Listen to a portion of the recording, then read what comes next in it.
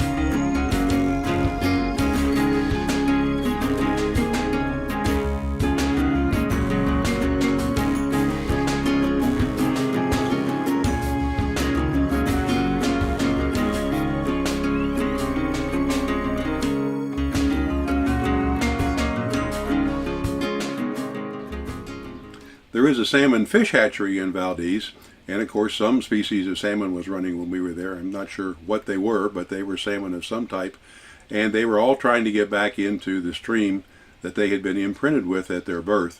And this stream flows into the fish hatchery, so the fresh water it has for the salmon to breed and spawn in is in that area, and so that's how the fish are imprinted. There's a barricade there. They can't actually get back into the stream. The goal is to get as many of the salmon as possible into the hatchery so they can lay their eggs there, and they'll get another generation of salmon out of that and release them back into the ocean at the appropriate time. It's an amazing sight to see with all these fish struggling to get back into the fresh water.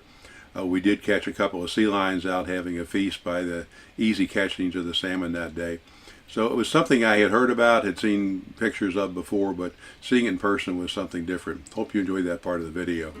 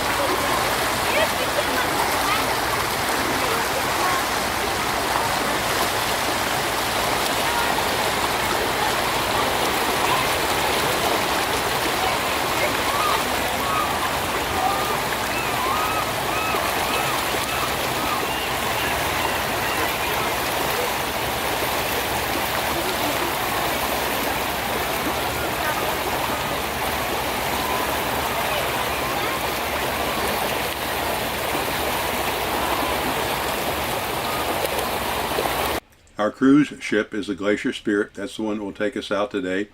On the way out, we get to see a salmon fishing boat actually casting its net and pulling it in to pull in the catch for that part of the day.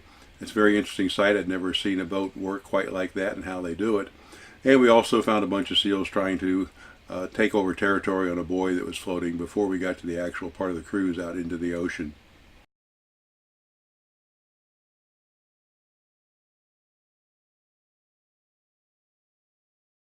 The little boat will pass its end of the net off to the bigger boat, and then the big boat works on pulling the net in. They have a line of lead that goes on the bottom of that net, and so they just cinch it up like a woman's handbag, and that's why it gets the name purse seining. They don't actually snag these fish by the gills or anything like that. Simply just collect them in this big net.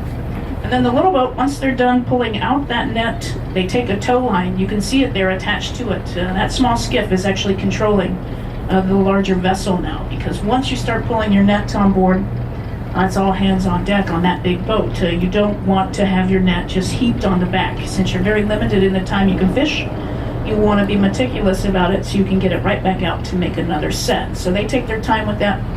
The small boat makes sure the big boat doesn't run aground, the net doesn't get sucked into its propellers, things like that. So they're constantly moving the big boat around while the crew works on pulling in that net. Now the net itself is about 1,000 feet long, but it's only about 60 to 100 feet deep, because again, salmon are right at the surface of the water at this point in their lives. And you can see the crew in the heavy, very heavy rain gear on that back deck. Most of the crew around here live in temperatures like Alaska has, and so being in heavy rain gear like that on a day like today is pretty uncomfortable for them. It's warm for us today, but the largest bycatch of this fishery is jellyfish, and in fact you can see the jellies raining down on them as they're pulling that net on board. They're called moon jellies, and so no matter what the temperature or if it's raining or not, they will always have that rain gear on, simply because they want to keep those jellies off of them. Now what they do is just depends on where they are on their day. Since it's just probably the first or second set for them, I would imagine they might do what is called rolling the fish on board the vessel, where they just pull the fish right onto the boat, they open up the holding tanks and put the fish on that way. But if they've got too much fish on board or they don't want to hassle with that, they'll just kind of cinch the bag up alongside and then work themselves over to a tender. We're going to actually turn sides here. They're kind of spinning, so we'll spin with them to stay out of their way. So we'll make a little turn and put them off to the port side.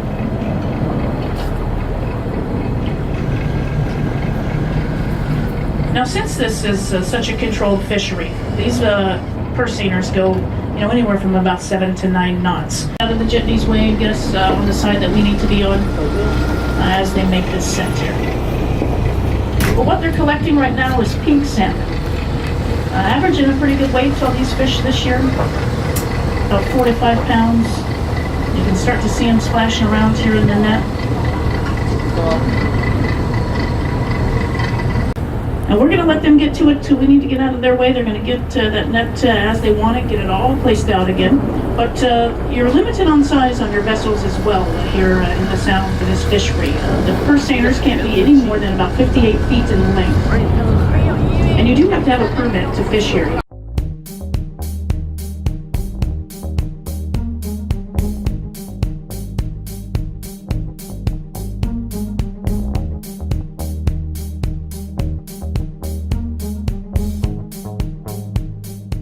In the water and also on the buoy itself.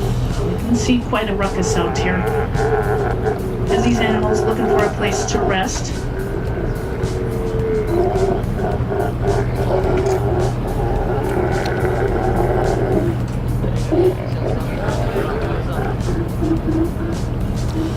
Well, that one just got out, so you can easily see how it's done. They have both.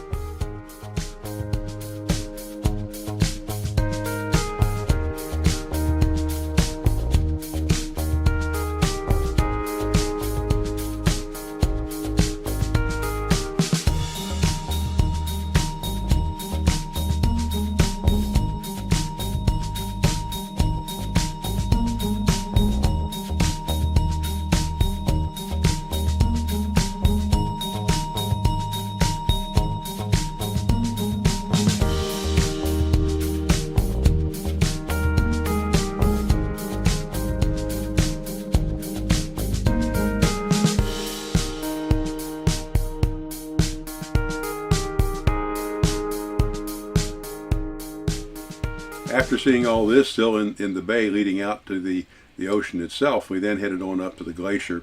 When you see this, it's actually over a mile wide and 200 to 300 feet tall in the middle, so it's a huge thing.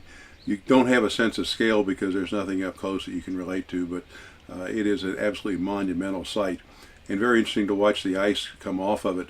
We didn't get to see any major calving of ice that day, but there were little chunks of it kept falling off all along. Then on the way back, we found a whole bunch of sea lions along the shore. You'll get to see those too. So enjoy that part of the cruise now.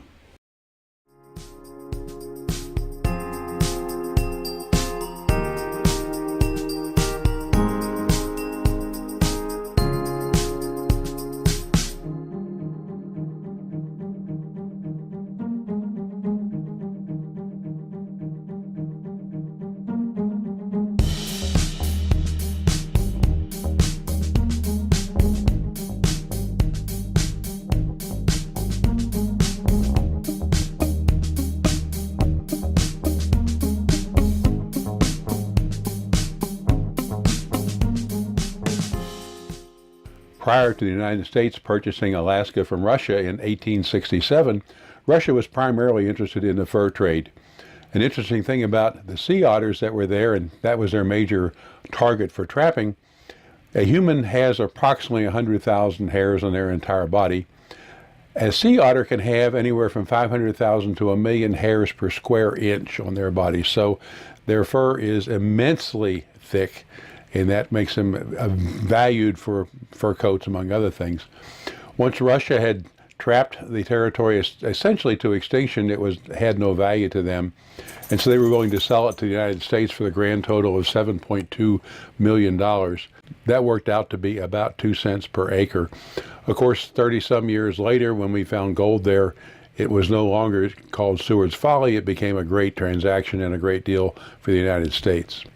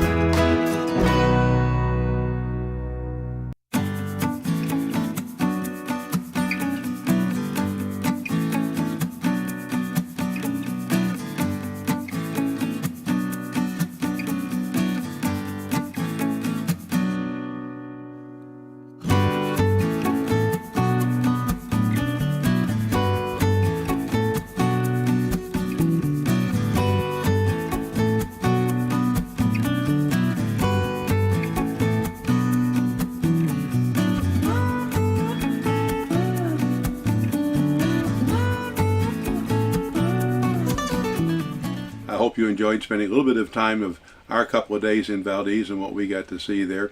It was, as always in Alaska, spectacular sights, spectacular views, and just a wonderful place to go visit. If you have a chance, I strongly encourage any of you who are considering it to take the plunge and take the trip to Alaska. It's definitely something you want to do.